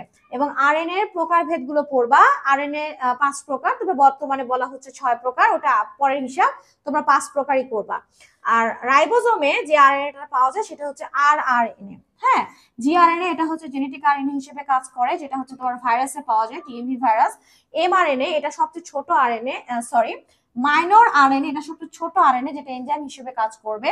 এমআরএনএ এটা হচ্ছে তোমার খুবই গুরুত্বপূর্ণ আরএনএ, যেটা নিউক্লিয়াস থেকে তৈরি হয়, নিউক্লিয়াস থেকে তৈরি হয়ে আসে, বার্তা বহন করে নিয়ে সাইটোপ্লাজমে, এবং এটা টিআরএনএ এর মুখোমুখি সুন্দর করে বসে যে প্রোটিন তৈরি করে, হ্যাঁ, প্রোটিন তৈরির বার্তা বহন করে। খুব ভালো করে পড়তে হবে। এবং আমরা এই যে আরএনএ সম্পর্কে দেখলাম না, এখান থেকে তুমি পড়বা যে কোনটি সবচেয়ে বড় আরএনএ, কোনটি ছোট আরএনএ, কোনটিতে তোমার ফাস থাকে, লুপ থাকে, বা কোনটি লবঙ্গের পাতার মতন, কোনটি স্থায়ী, কোনটি অস্থায়ী, তারপর তোমার হচ্ছে কোনটাতে টেইলর আছে, কোনটাতে তোমার হচ্ছে লিডিং অঞ্চল আছে, মানে এই সবগুলো তুমি খুব ভালো করে পড়ে ফেলবা। হ্যাঁ, এগুলো পড়ে ফেলবা। কোষের পূর্ব নির্ধারিত মৃত্যু নিয়ন্ত্রণ করে কোনটি? অ্যাপোপ্টোসিস, যেটা সেটাকে নিয়ন্ত্রণ করে কে, মাইটোকন্ড্রিয়া। আমরা মাইটোকন্ড্রিয়া এটা খুব ভালো করে পড়ে ফেলবা। নিচের কোনটি লাইসোজোম তৈরি করে? এটা আমরা সবাই জানি যে গলগি বডি খুবই গুরুত্বপূর্ণ, এটা কি তৈরি করবে, লাইসোজোম। সব প্রজননক্ষম অঙ্গাণু সেন্ট্রিওল কোথায় পাওয়া যায়? কোথায় পাওয়া যায় না? কোথায় পাওয়া যায় না সেটা হচ্ছে ই ড, এখানে পাওয়া যায় না, অনুপস্থিত।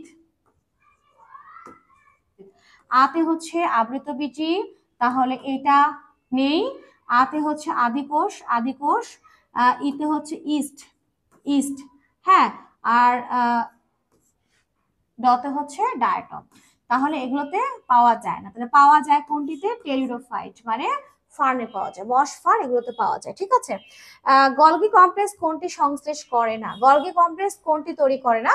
গলগি কমপ্লেক্স কোনটি তৈরি করে না সেটা হচ্ছে রাইবোজোম। গলগি কমপ্লেক্স তোমার স্পার্ম তৈরি করে, মানে শুক্রাণুর তৈরি করতে হেল্প করে, তারপর লাইসোজোম তৈরি করতে হেল্প করে, আমরা জানি বিভিন্ন এনজাইমও তৈরি করে, কিন্তু এটা রাইবোজোম তৈরি করে না। 71 নাম্বার প্রশ্ন কি বলছে, নিচের কোনটি ঝিল্লিবিহীন অঙ্গাণু? শোনো, নিচের কোনটা ঝিল্লিবিহীন অঙ্গাণু এবং কোনটি ঝিল্লিবদ্ধ অঙ্গাণু, এটা দিয়ে আমাদের ইউটিউব চ্যানেলে আয়শা বায়োলজি পলাশ কেমিস্ট্রিতে সুন্দর দুইটা ছন্দ আছে, তুমি ছন্দটা দেখলেই ছোটস্থ মুখস্থ কণ্ঠস্থ করে ফেলবা। তারপরে আমি জানি যে তোমাদের মুখস্থ হয়ে গেছে। আসতে পারে কোনটি ঝিল্লিবিহীন অঙ্গাণু, কোনটি ঝিল্লিবদ্ধ অঙ্গাণু। আমরা জানি যে এইটাই হচ্ছে ঝিল্লিবিহীন অঙ্গাণু, রাইবোজোম। রাইবোজোম যখন মুক্ত অবস্থা থাকে কোনো ঝিল্লি থাকে না, তবে কোনো কিছুর সাথে যখন যুক্ত থাকে তখন কিন্তু ঝিল্লি থাকে। নিচের কোন অঙ্গাণুটি কোষের শক্তি উৎপাদনকারী অথবা কোষের শক্তি ঘর অথবা পাওয়ার অফ দ্য সেল বলা হয়? তখন আমরা কি বলবো, মাইটোকন্ড্রিয়া। প্রত্যেকটা অঙ্গাণুর কাজ করতে, প্রত্যেকটার। সাধারণত উদ্ভিদের প্রতি কোষে মাইটোকন্ড্রিয়ার সংখ্যা কতটি? আমরা জানি যে 300 থেকে 400টি, এবং যকৃতের সংখ্যা কি 1000 বা তার বেশি, এবং অ্যামিবাতে আরো বেশি। ঠিক আছে। এবং সার্কোজোম কাকে বলা হয় এটা পড়তে হবে। উড্ডয়নে সক্ষম, হ্যাঁ, উড্ডয়নে সক্ষম প্রাণীর তোমার ডানা, যেটা ডানার কোষের মাইটোকন্ড্রিয়াকে আমরা কি বলছি, তোমার হচ্ছে সার্কোজোম বলছে, সার্কোজোম পড়তে হবে। কোন অঙ্গাণুতে ডিএনএ দেখা যায়? এখানে এমন একটা অঙ্গাণু আছে যেখানে তাদের নিজস্ব ডিএনএ থাকে, অবভিয়াসলি এটা হচ্ছে মাইটোকন্ড্রিয়া। কোষের ব্রেইন বলা হয় কাকে? কোষের ব্রেইন কাকে বলা হয়, অথবা কোষের কেন্দ্রিকা কাকে বলা হয়, অথবা কোষের তোমার হচ্ছে মস্তিষ্ক কাকে বলা হয়? অবভিয়াসলি আমরা কি বলবো, নিউক্লিয়াস পড়বো। আমরা কি পড়বো, নিউক্লিয়াস পড়বো। তাহলে কোষের ব্রেইন কাকে বলা হচ্ছে, নিউক্লিয়াসকে। এটা কে আবিষ্কার করেন? নিউক্লিয়াস কোথায় পাওয়া যায়, কোথায় পাওয়া যায় না, এটা খুবই সুন্দরভাবে পড়ে ফেলবা। এন্ডোসিম্বায়ন্ট হিসেবে গণ্য করা হয় কাকে?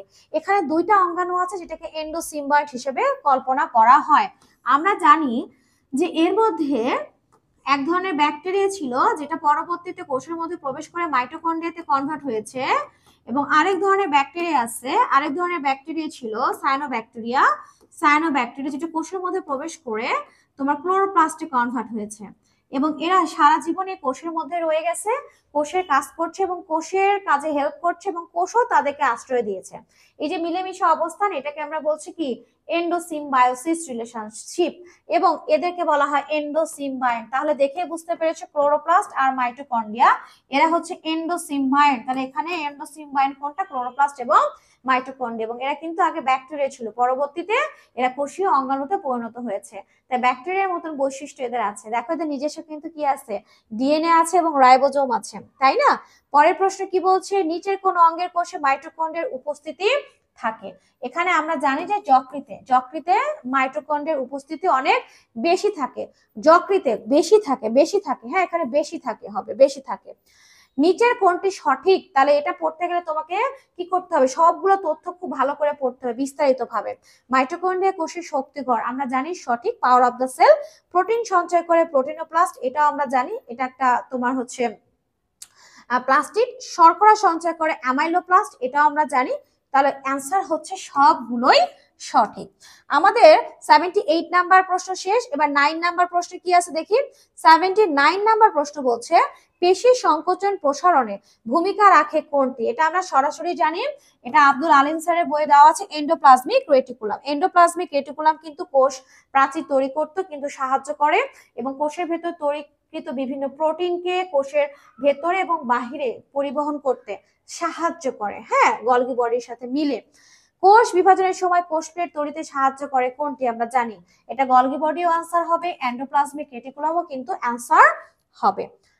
নিচের কোনটিতে সূত্রাকার ডিএনএ পাওয়া যায়? সূত্রাকার বৃত্তাকার ডিএনএ পাওয়া যায়, এটা হচ্ছে নিউক্লিয়েট বৃত্তাকার ডিএনএ, ক্লোরোপ্লাস্টে বৃত্তাকার ডিএনএ থাকে, মাইটোকন্ড্রিয়াতে থাকে। তাহলে অ্যান্সারটা হচ্ছে নিউক্লিয়াস। এখানে কোন ডিএনএ পাওয়া যায়? এখানে পাওয়া যায় সূত্রাকার ডিএনএ। নিম্নের কোনটি মাইটোকন্ড্রিয়াতে সম্পন্ন হয় না? কোন প্রক্রিয়াটা মাইটোকন্ড্রিয়াতে সম্পন্ন হয় না? এখানে গ্লাইকোলাইসিস মাইটোকন্ড্রিয়াতে সম্পন্ন হয় না, এটা সাইটোপ্লাজমে হয়।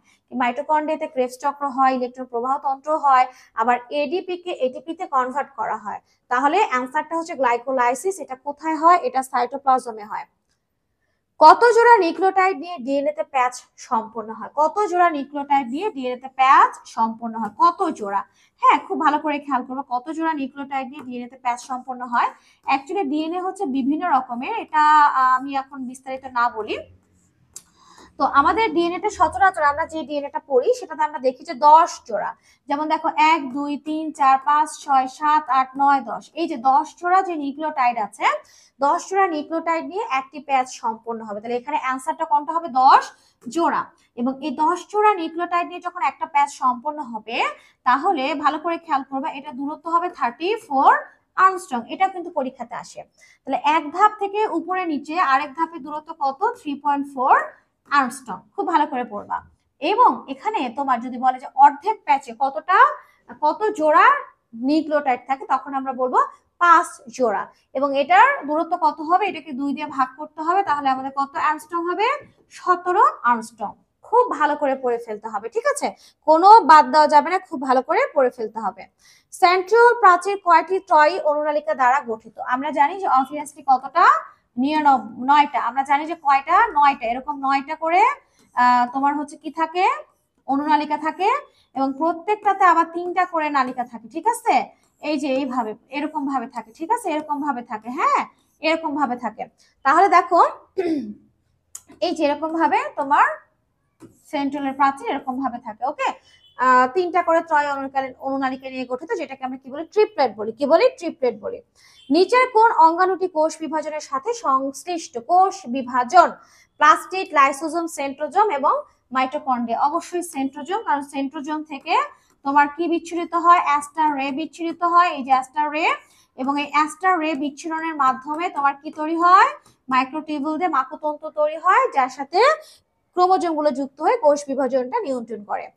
শুক্রাণু লেজ তৈরি করে কোনটা? আমরা যদি একটা শুক্রাণুর কথা কল্পনা করি, তাহলে এই লেজটা আসলে তৈরি করে কে? যার সাহায্যে এটা সাঁতার কেটে বেড়ায়, যেটাকে আমরা ফ্লাজেলাও বলে থাকি। অবভিয়াসলি এটা হচ্ছে সেন্ট্রিওল। তাহলে শুক্রাণু লেজ গঠন করে কোনটি বা ফ্লাজেলা গঠন করে কোনটি? সেন্ট্রিওল। কোনটি কোষীয় কঙ্কালের মধ্যে পড়ে না? আমরা জানি কোষীয় কঙ্কালটা হচ্ছে তোমার মা নিয়ে, মা, হ্যাঁ, মাইক্রোটিউবুল, মাইক্রোফিলামেন্ট এবং ইন্টারমিডিয়েট ফিলামেন্ট, মামা, হ্যাঁ, মামা। তাহলে ইতে ইন্টারমিডিয়েট ফিলামেন্ট, বাট এখানে তো মা অনেকটা আছে, তাহলে মাইক্রোটিউবুল এবং মাইক্রোফিলামেন্ট, এটা কিন্তু হবে না। তাহলে বুঝো, তাহলে অ্যান্সার এটাই, তাহলে অ্যান্সার হচ্ছে এটাই। 88 নম্বর প্রশ্নটা কি বলছে, পার অক্সিজেনের প্রধান এনজাইম কোনটি? পার অক্সিজেনে অনেক এনজাইম আছে, কিন্তু একটা গুরুত্বপূর্ণ এনজাইম হচ্ছে ক্যাটালেজ। এই ক্যাটালেজের কাজ হচ্ছে হাইড্রোজেন পার অক্সাইডকে ভেঙে পানি এবং অক্সিজেন তৈরি করা, হ্যাঁ, পানি এবং অক্সিজেন তৈরি করা। এবং এই হাইড্রোজেন পার অক্সাইডটা কোষের জন্য বিষ স্বরূপ, এই বিষ থেকে কোষকে কি করা, মুক্ত রাখা। পার অক্সিজেন বেশি থাকে কোন কোষে? যেখানেই তোমার বেশি বিষাক্ত উপাদান থাকে সেখানেই তোমার পার অক্সিজেন বেশি থাকে, কারণ সেগুলোকে ধ্বংস করে পার অক্সিজেনের প্রধান কাজ। তাহলে লিভার, কিডনি এগুলোতে অনেক বেশি পরিমাণে থাকে, যেহেতু এখানে লিভার আছে তাই অ্যান্সারটা আমরা লিভার নিয়েছি। বীজের লিপিড সঞ্চয় অংশে যে অঙ্গাণুটি বেশি দেখতে পাওয়া যায় আমরা পড়েছি, সেটা হচ্ছে গ্লাই অক্সিজম। গ্লাই অক্সিজম কি করে জানো? একটা বীজ থেকে যখন ছোট্ট একটা ভ্রূণ বের হয়, এই যে ভ্রূণ বের হলো, এ তো খাদ্য তৈরি করতে পারবে না, হ্যাঁ, এবং এই বীজটা যদি হয় তেল বীজ, এই বীজটা মনে করো তেল বীজ, তাহলে এই যে তেল বীজ, এই তেল বীজের মধ্যে তো লিপিড আছে, তখন এই লিপিডকে ভেঙে কিসে কনভার্ট করে? গ্লুকোজে কনভার্ট করে, হ্যাঁ। এবং এই ছোট্ট যে ভ্রূণ আছে সেই ভ্রূণটাকে খাদ্য সাপ্লাই দেয়, যতক্ষণ না পর্যন্ত সেটা কি হচ্ছে, যতক্ষণ না পর্যন্ত এটা সবুজ হচ্ছে এবং পাতা গজাচ্ছে, নিজে খাদ্য তৈরি করছে। তাহলে বুঝতেই পারছো যে বীজের লিপিড সঞ্চয় অংশে গ্লাই অক্সিজম অবস্থান করে একটা লিপিডকে গ্লুকোজে কনভার্ট করে একটা ছোট্ট ভ্রূণকে, হ্যাঁ, পুষ্টি দিয়ে সেটাকে কি করে রাখছে, বাঁচা রাখতে সাহায্য করছে। স্পার্মের কত ভাগ নিউক্লিয়াস? স্পার্মের 90% হচ্ছে নিউক্লিয়াস। শুক্রাণুর কত পার্সেন্ট নিউক্লিয়াস? 90% নিউক্লিয়াস। নিউক্লিয়াস থেকে সবকিছু পড়বা। নিউক্লিয়াস কোষের কত পার্সেন্ট স্থান দখল করে থাকে, নিউক্লিয়াসের উপাদান কি কি, নিউক্লিয়াস কোথায় পাওয়া যায় না, সবকিছু। যেমন নিম্নের কোন কোষে একাধিক নিউক্লিয়াস থাকে? ভালো করে খেয়াল করবা, সেটা হচ্ছে ফ্যাউচারিয়া, বোট্রাইডিয়াম, স্পিওপিয়া। এখানে নিউক্লিয়াসের সংখ্যাটা অনেক বেশি, হ্যাঁ। আর নিউক্লিয়াস পরিণত অবস্থা নিউক্লিয়াস থাকে না কোথায়? সিপ কোষ এবং লোহিত রক্তকণিকা, এগুলোতে পরিণত অবস্থা নিউক্লিয়াস থাকে না। তবে এখানে লোহিত রক্তকণিকা অবশ্যই হইতে হবে কাদের?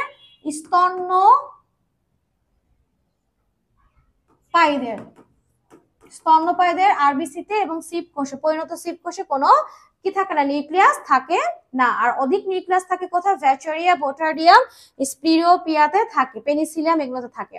কোনটি নিউক্লিয়াসের জন্য সঠিক? তার মানে এখানে একটা সঠিক আছে, কোষের কার্যাবলী নিয়ন্ত্রণ করে, হ্যাঁ, এটাই সঠিক, কোষের কার্যাবলী নিয়ন্ত্রণ করে বলেই এটাকে ব্রেইন অফ দা সেল বলা হয়।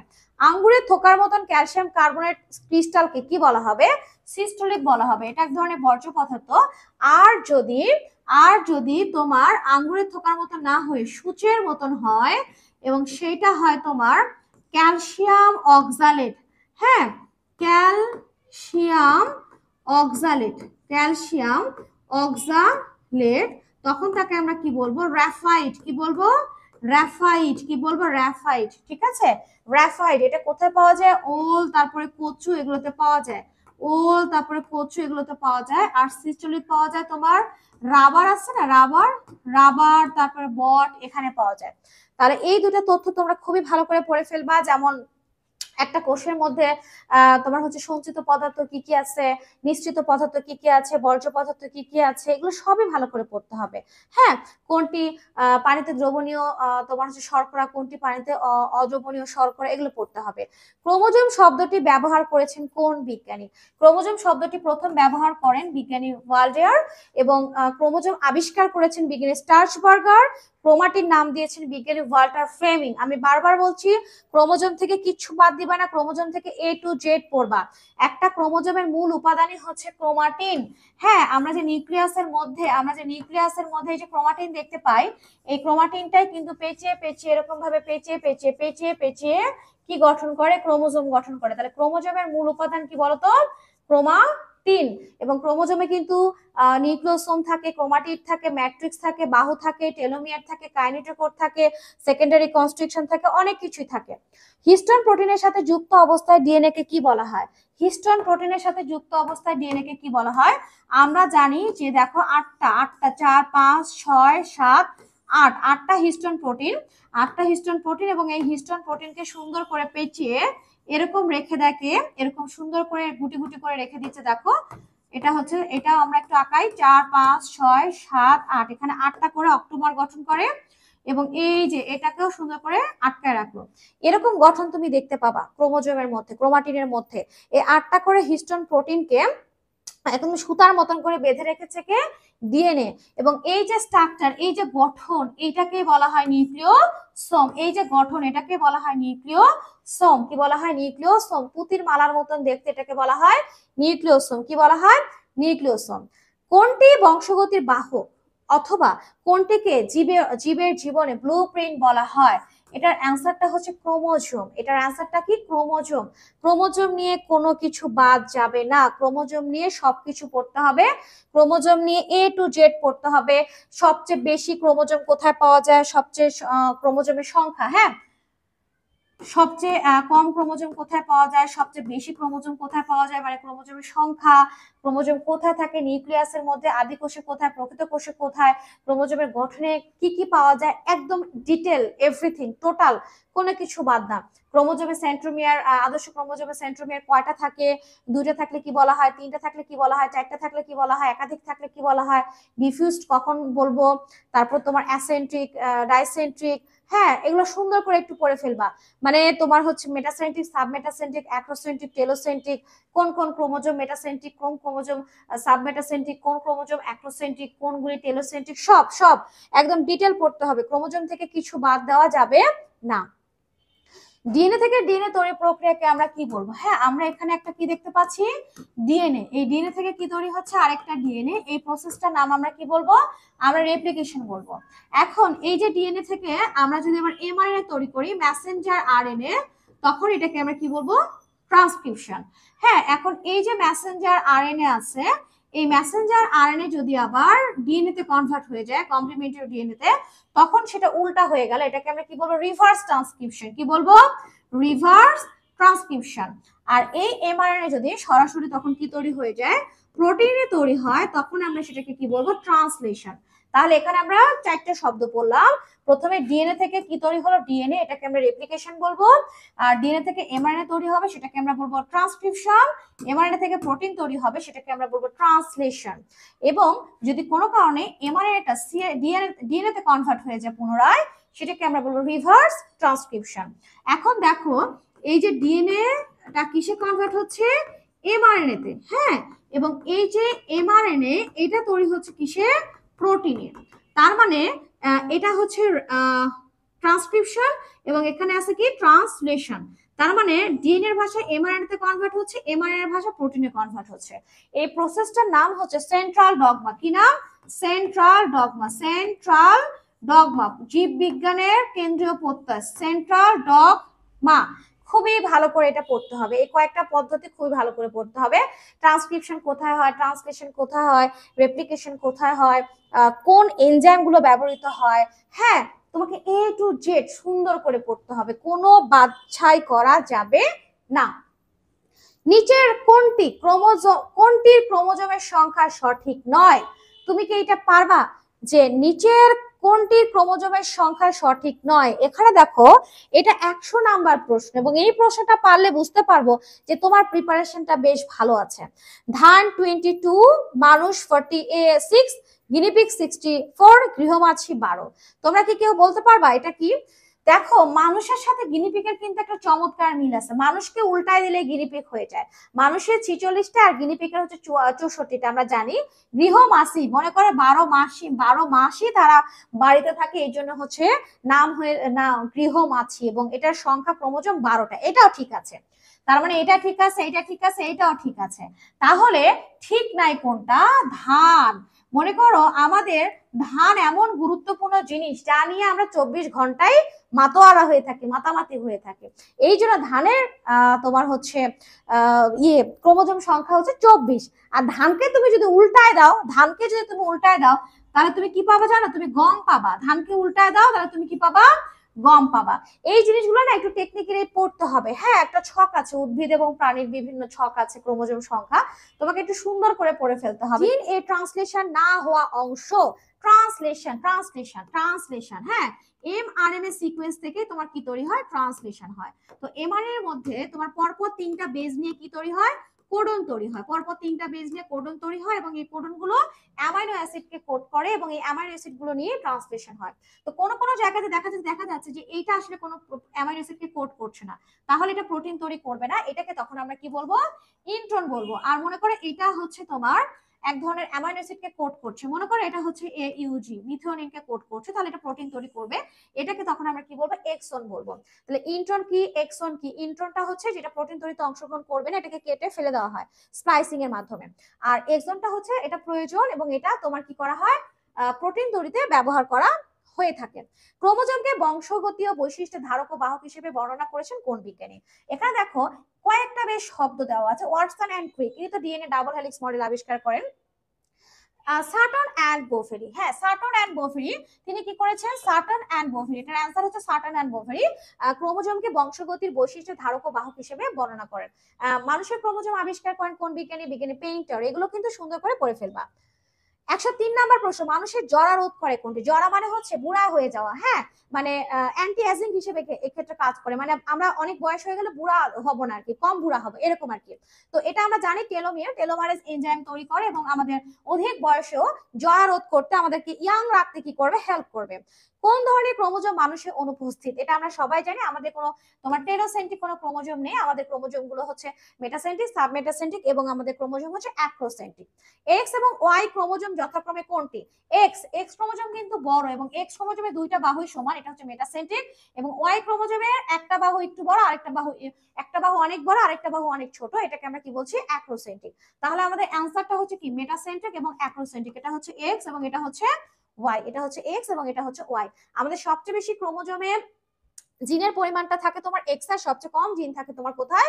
Y A. এই নামগুলো সুন্দর করে পড়ে ফেলতে হবে, ঠোঁটস্থ মুখস্থ করে ফেলতে হবে। ল্যামব্রাশ ক্রোমোজোম, এটা মারাত্মক ক্রোমোজোম, হ্যাঁ। এই ক্রোমোজোমে ব্রাশের মতন অংশ দেখতে পাওয়া যায় এবং বড় ক্রোমোজোম ব্রাশের মতন অংশ দেখতে পাওয়া যায় এবং এটা বিপুল পরিমাণে এমআরএনএ তৈরি করতে সাহায্য করে এবং এই ল্যামব্রাশ ক্রোমোজোমটা এমআরএনএ তৈরি করে, তার মানে প্রোটিন তৈরি করতে হেল্প করে। 21 নং ক্রোমোজোম 3 সেট থাকলে নিচের কোন ত্রুটিতে দেখা দিবে? ভালো করে খেয়াল করো, বিভিন্ন সময় ক্রোমোজোমের সংখ্যা বেড়েও যেতে পারে, আবার ক্রোমোজোমের সংখ্যা কমেও যেতে পারে। বেড়ে যাওয়া বা কমে যাওয়ার জন্য বিভিন্ন ধরনের অস্বাভাবিকতা চলে আসবে। এটার কিন্তু লিস্ট আছে, আলিম স্যারের বই, খুব সুন্দর করে পড়ে ফেলতে পারো।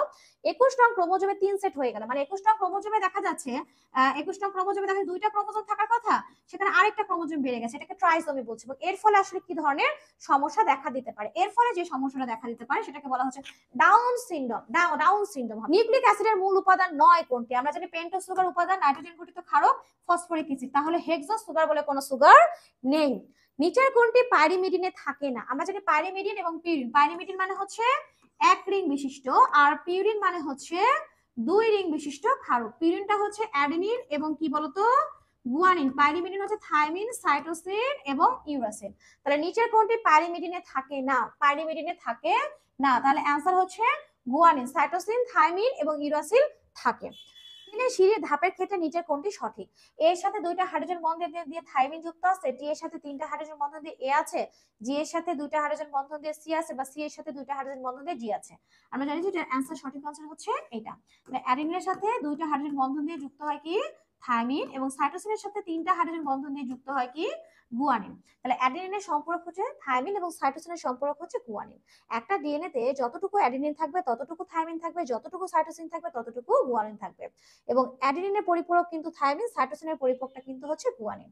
যদি বলা হয় যে এ সি সি জি এ, এটা সম্পূরক সিকোয়েন্স লিখো, তাহলে আমরা কি লিখবো? টি জি জি সি এবং টি, এইটা। তাহলে আশা করছি এটা তোমরা পড়বা। আর অ্যাডেনিনের সাথে থাইমিন যুক্ত হয় কি বন্ধনের মাধ্যমে? 2টা হাইড্রোজেন বন্ধন দিয়ে। আর সাইটোসিনের সাথে গুয়ানিন কি দিয়ে যুক্ত হয়? 3টা হাইড্রোজেন বন্ধন দিয়ে। এবং বন্ধন তৈরি হওয়ার কিন্তু সুন্দর একটা নিয়ম আছে, এটা তোমরা বই থেকে খুব ভালো করে পড়ে ফেলবা, ঠিক আছে? ডিএনএ এর ডাবল হেলিক্স গঠনের কারণ কি? অবশ্যই হাইড্রোজেন বন্ধন, একটার সাথে আরেকটা যে বন্ধন সেটা হচ্ছে হাইড্রোজেন বন্ধন। এই হাইড্রোজেন বন্ধনের কারণে তাদের মধ্যে বন্ধন তৈরি হচ্ছে। সব জীবের ক্ষেত্রে ডিএনএ কয়টি রাসায়নিক ক্ষার নিয়ে গঠিত? অবভিয়াসলি সব জীবের ক্ষেত্রে 3টা, যেমন অ্যাডেনিন, থায়ামিন, সাইটোসিন এবং গুয়ানিন, ঠিক আছে? এই চারটা ক্ষার নিয়ে গঠিত। আমরা মানুষের ক্ষেত্রে কোন ক্রোমোজোমে সবচেয়ে কম সংখ্যক জিন থাকে? আমরা জানি যেখানে ওয়াই ক্রোমোজোম, এখানে 231টা জিন থাকে। কয়টা জিন থাকে? 231টা জিন থাকে, তাই না?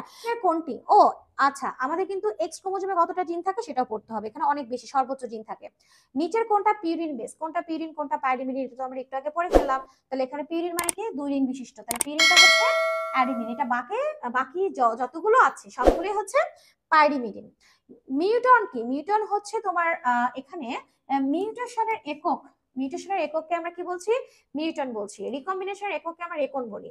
হ্যাঁ, এগুলো একটু পড়ে ফেলতে হবে। তাহলে এই জিনিসগুলো একটু ছোট করে পড়বা, মিউটন কি, রেকন কি, ওকে, এই সিস্ট্রন কি, এগুলো পড়বা। জিন কাকে বলা হয়, তারপরে তোমার জিনের অন্যান্য বিভিন্ন নাম আছে, লিথাল জিন কি, খন্ডিত জিন কি, এই অংশগুলো খুব সুন্দর করে পড়ে ফেলবা। টোটাল কোনটিতে কতটি জিন থাকে সব সব জিন থেকে একদম ডিটেল পড়বা। পেপটাইড বন্ধনের সৃষ্টিতে বিঘ্ন ঘটায় কোন অ্যান্টিবায়োটিক? পেপটাইড বন্ধনের সৃষ্টিতে বিঘ্ন ঘটায় কোন অ্যান্টিবায়োটিক? আমরা একদম লাস্টের মোমেন্টে চলে আসছি। অ্যান্টিবায়োটিকটা হচ্ছে এমন একটা উপাদান যা জীবাণুর বিরুদ্ধে কার্যকরী করে, সরাসরি তাকে মেরে না ফেলে তার প্রোটিন তৈরিতে বাধা সৃষ্টি করে, এবং প্রোটিন তৈরি না করতে পেরে সেই অণুজীবটা মারা যায়। তো এক্ষেত্রে একটা ছক আছে তোমাদের বইয়ে, নিওমাইসিন কি করে, ক্লোরোমাইসিন কি করে, টেট্রাসাইক্লিন কি করে, স্ট্রেপ্টোমাইসিন কি করে, সুন্দর করে দেওয়া আছে। তো পেপটাইড বন্ধনের সৃষ্টিতে বিঘ্ন ঘটায় কোন অ্যান্টিবায়োটিক? এটা হবে তোমার ক্লোরোমাইসিন। এবং এই পেপটাইড বন্ধন সৃষ্টি যদি নাই হয় তাহলে কিন্তু প্রোটিন তৈরি করতে পারে না অণুজীবটা, এবং তখন তারা কি হয়ে যায়? মারা যায়। 117 নম্বর প্রশ্ন, প্রাণীর বংশগতির মূল একক কোনটা? অবভিয়াসলি মূল একক হচ্ছে জিন, আমরা এটা জানি। 118 নম্বর প্রশ্ন, নিচের কোনটিতে অ্যান্টিকোডন থাকে?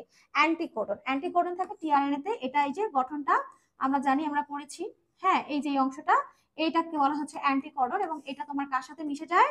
এটা হচ্ছে এমআরএনএ এর সাথে মিশে যায়, মানে এমআরএনএ এর সাথে যুক্ত হয়, যুক্ত হয়ে প্রোটিন তৈরি করে। এবং এই টিআরএনএ এমআরএনএ সম্পর্কে তোমাদেরকে ডিটেলটা পড়ে ফেলতে হবে, মানে কোনটা কতটা লুপ আছে, কতটা বাহু আছে, কোন বাহুকে কি বলা হয়, সবকিছু। নিচের কোনটিকে সর্ববৃহৎ কর্মী অণু বলা হয়? সর্ববৃহৎ সেটা হচ্ছে প্রোটিন। এবং মাস্টার মলিকিউল বলা হয়, মাস্টার মলিকিউল বলা হয় কাকে? ডিএনএ কে। সবচেয়ে বড় এবং এটা সবচেয়ে গুরুত্বপূর্ণ কাজ করে ডিএনএ, তাই এটাকে মাস্টার মলিকিউল বলা হয়। আর সর্ববৃহৎ কর্মী অণু বলা হয় প্রোটিনকে। কি কর্মী অণু বলা হয়? প্রোটিনকে। আমরা লাস্টে চলে আসছি, লাস্ট প্রশ্ন, সেটা হচ্ছে কোনটি ট্রান্সলেশনের জন্য স্টার্ট কোডন? সেটা হচ্ছে AUG, মেথিওনিন। এটা আসলেই ট্রান্সলেশন কি হয়ে যাবে? তোমার স্টার্ট হয়ে যাবে। আর যাবে তখন বন্ধের জন্য তোমার কি থাকবে? তোমার কোডন থাকে। বন্ধের কোডন হচ্ছে 3টা, UAA, UAG এবং UGA। ওয়াগ, উগা, মনে রাখবা। আর আগ আগ আগ হচ্ছে শুরুর প্রোটিন, এটা শুরুর কোডন, এবং এটা মেথিওনিনকে নির্দেশ করে। এটা আসলে তবে প্রোটিন তৈরি শুরু হবে। আর প্রোটিন তৈরি বন্ধের সময় যে কোনো একটা, এই 3টার মধ্যে যে কোনো একটা আসলে কিন্তু প্রোটিন তৈরি তোমার কি হয়ে যাবে? বন্ধ হয়ে যাবে। 64টা কোডনের মধ্যে 3টা কোডন কোনো অ্যামাইনো অ্যাসিডকে কোড করে না, এবং এদেরকে এই জন্য বলা হয় কি?